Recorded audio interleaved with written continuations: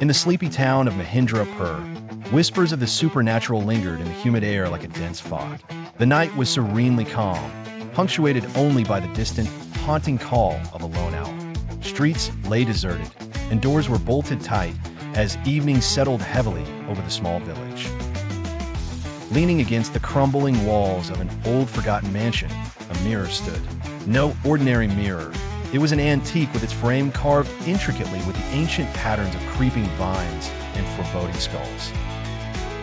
Villagers spoke of seeing faint flickers in its depths, a ghostly visage of a woman dressed in a flowing, ethereal sari who appeared only when the moon was full.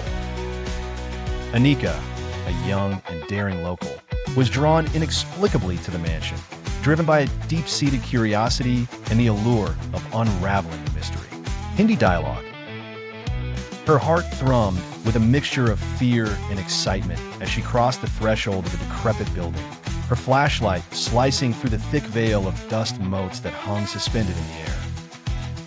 The night was swathed in a pall of darkness, and the aroma of dank earth mingled with the faint fragrance of decaying wood. As Anika approached the mirror, a spectral glow seemed to pulse from its depths. She felt the weight of unseen eyes upon her. Swallowing her unease, she leaned closer.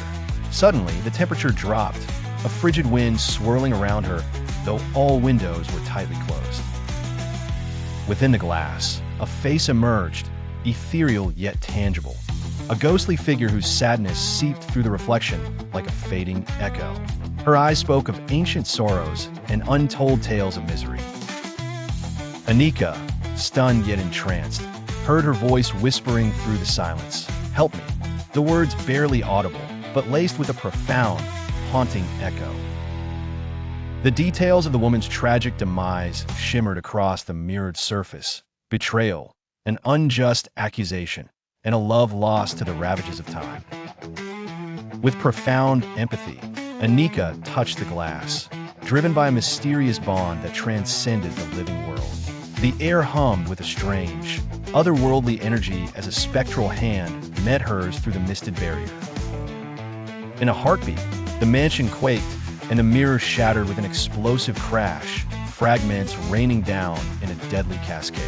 Yet, from the fragments emerged a light that enveloped Anika, spiriting her into a vision, a vivid replay of the ghost's past. When she regained her senses, she stood alone amid the ruins of the mansion, the mirror's remnants nothing but dust.